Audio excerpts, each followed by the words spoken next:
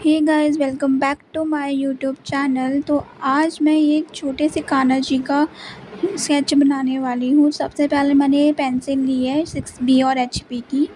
उससे मैं इनकी ना शेडिंग करूँगी, मतलब स्केचिंग करूँगी। उसके बाद मैंने ये सॉफ्ट पेंसिल ली है, चारकोल पेंसिल है ये।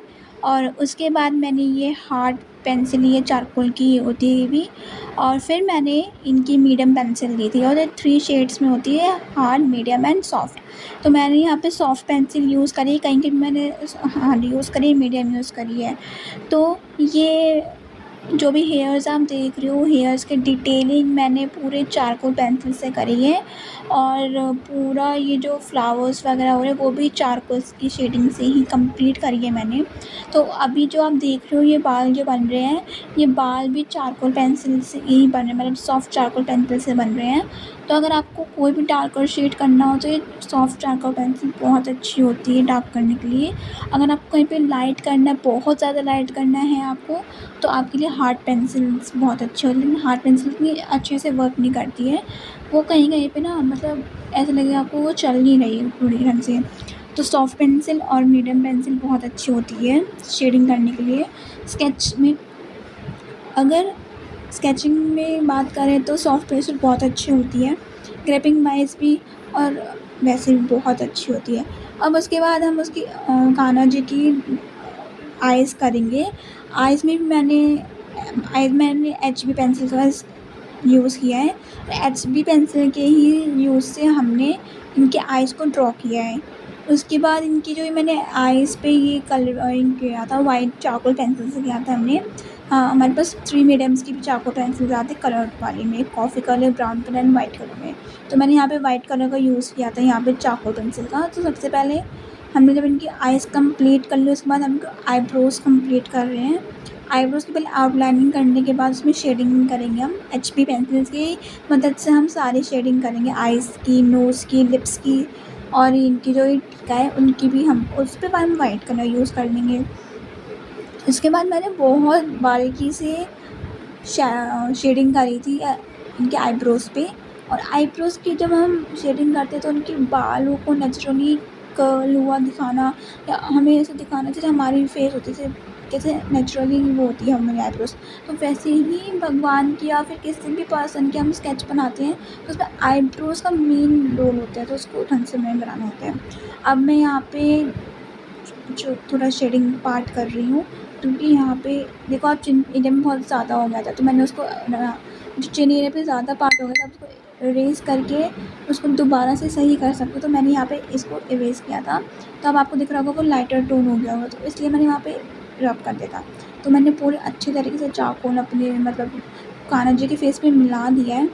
उसके बाद इनके जब फेस पे पूरा चारकोल स्प्रेड हो गया, तो हम अब इनकी बॉडी पे पार्ट जाएंगे। इनका फेस कंप्लीट हो गया।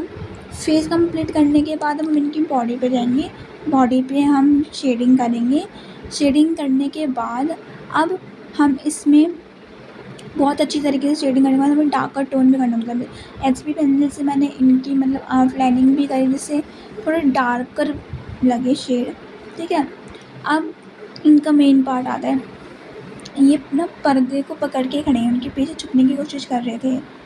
फिर हमने इनकी जो मोतियों की माला है उनको कलरिंग करना शुरू किया। HB पेंसिल से मैंने ये सब किया है। HB पेंसिल, 6B पेंसिल, इन दोनों का ही यूज़ करके मैंने पूरी की पूरी ड्राइंग बनाई है, और चारकोल पेंसिल का इस्तेमाल करके ड्राइंग बनी है। नेक्स्ट, अभी तक आपने देखा कि अभी हमने मोतियों की माला का किया यूज़। मोतियों की माला को यूज़ करने के बाद इसमें अभी हम तीनों कलरिंग कर दी, तो फिर से हम शेडिंग करेंगे। शेडिंग इट्स मस्ट पॉइंट होता है, इम्पॉर्टेंट पॉइंट होता है इसमें करने के लिए। अगर हम शेडिंग पार्ट ही भूल जाएंगे तो कोई मतलब नहीं वहाँ स्केचिंग करने का। उसके बाद मैंने यहाँ पे सॉफ्ट चारकोल स्टिक ले ली थी। उससे मैंने जो ये पर्दा बनाया था, उस पर्दे में मैंने इसमें मतलब शेडिंग करना शुरू किया था। उसके बाद मैंने इसको बहुत अच्छी तरीके से ब्लेंड किया था, मतलब ब्रश की हेल्प से ही आप ब्लेंड कर, आप उंगलियों को इस्तेमाल करोगे, आप उंगलियाँ कब तक घिसोगे, उंगलियाँ भी आपकी काली पड़ जाएंगी ऐसे। तो आपको क्या करना है, आपको कोई भी घर में मेकअप ब्रश हो या पेंट ब्रश हो, उससे आपको उसको ब्लेंड करना है, तो मतलब अच्छे से ब्लेंड हो जाएगा। और क्योंकि चारकोल, देखो चारकोल एक ऐसी चीज़ होती है जो अच्छे से ब्लेंड होने में ज़्यादा करती है। ग्रेफाइट पेंसिल कभी भी अच्छे से ब्लेंड नहीं होती है, आप कितना भी ब्लेंड कर लोगे ग्रेफाइट पेंसिल कभी ढंग से ब्लेंड नहीं होती। तो चारकोल की एक अच्छी बात होती है कि वो ईज़िली ब्लेंड हो जाती है, तो मुझे उसे यूज़ करने में बहुत अच्छा लगता है। नेक्स्ट पार्ट हम इनकी लिप्स में करेंगे। लिप्स को सबसे पहले हमने आउटलाइनिंग कर लिया, हमने डार्क कर लिया उसको, बाहर से आउटलाइन कर लिया। नेक्स्ट पार्ट में हम उनकी शेडिंग करना शुरू करेंगे इनकी लिप्स पे, और लिप्स की शेडिंग करने के बाद अभी पूरा लिप्स शेडिंग करेंगे हम इसमें। धीरे धीरे मैंने अभी अपर पार्ट का शेडिंग किया, उसके बाद हम लोअर पार्ट में नीचे का जो हिस्सा होता है लिप्स का उसको शेडिंग करेंगे, अच्छे से ब्लेंड करेंगे, अच्छे से शेडिंग करेंगे। अभी आपको लग रहा है लाइटर टोन है, अभी हम उसका डार्कर टोन भी करेंगे। तो थोड़ा ना और टाइटली आपको, तो पहले शुरुआत में आपको हल्के हाथ से करना है। फिर अगर आपको लगे बहुत हल्का शेडिंग हुआ है तो आपको थोड़ा सा इसका टोन जो होता है इंक्रीज़ कर लेना है, ठीक है। तो देखो जैसे मैंने इसको इंक्रीज़ कर लिया कि मुझे लग रहा था कि बहुत ज़्यादा लाइट है, तो मैंने इसको थोड़ा थोड़ा हल्का हल्का जगहों पे मैंने डार्क कर दिया। अभी मैं कर रही हूँ इसमें डार्क, तो इसको मैंने थोड़ा सा डार्क कर दिया, तो फिर मुझे ऐसा लग रहा था कि बहुत ज़्यादा लाइटर टोन है इसका। अब यहाँ पे मोर पंख पे जाते हैं। मोर पंख पे भी मैंने सेम शेडिंग करी चारकोल से ही। चारकोल से जब मैंने शेडिंग करी तो आप एक बार ध्यान रखना, जब भी आप चारकोल से शेडिंग करोगे तो जो आपके ऑब्जेक्ट्स होते हैं वो बहुत ज़्यादा ना धुंधले, मतलब ब्लरी से हो जाते हैं। इसलिए आपको HB पेंसिल या 6B पेंसिल या कोई सी भी टाइप की पेंसिल हो उससे आपको डार्क करनी पड़ती है। देखो मैंने HB पेंसिल से इसको डार्क किया है। अभी इसको डार्क करने के बाद हम फिर से उसमें एक शेडिंग करेंगे, वो भी HB पेंसिल से ही हम इसमें शेडिंग करेंगे, क्योंकि मोर पंखों में थोड़ा वाइब्रेंट दिखाना है तो हम मोर पंख में भी शेडिंग करेंगे। फिर आपको बहुत नॉर्मली पेंसिल्स को करने, ना ज़्यादा टाइट ना ज़्यादा लूज़, आपको मीडियमली पकड़ना है, तभी आपकी ना जो ग्रिप बनेगी शेडिंग करने वाली वो बहुत अच्छी बनेगी, ठीक है।